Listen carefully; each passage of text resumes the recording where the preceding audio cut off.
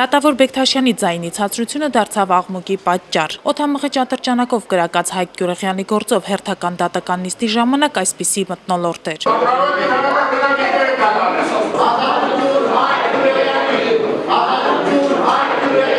Դատավորը ստիպված ընդմիջեց դատական նիստը, այնուհետև հայտարարվեց, որ այն կանցկացվի այլ դահլիճում։ Նոր դահլիճը չափազանց փոքր էր ներկաներին տեղավորելու համար։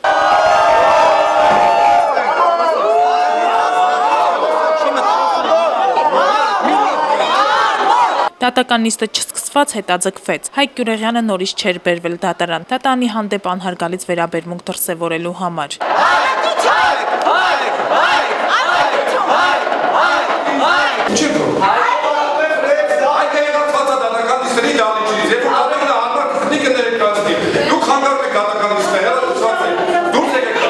Սակայն օրվա երկրորդ կեսին Հայկ Գյուրեղյանը դատարան բերվեց պաշտպանական ճառ եւ վերջին խոսք ասելու համար։ Նա չի ընդունում մեղադրանքը, բայց նաեւ չի զղջում։ 2014 թվականի հունիսի 12-ին Շանթ Հարությունյան եւ ընկերները գործով դատական նիստից առաջ նա դատանի բակում օդամղի ատրճանակից կրակոցներ էր արձակել։ Դատախազը պահանջել էր նրան դատապարտել 14 տարով։ Ես համոզված եմ, որ 14 տարի չեմ նստել,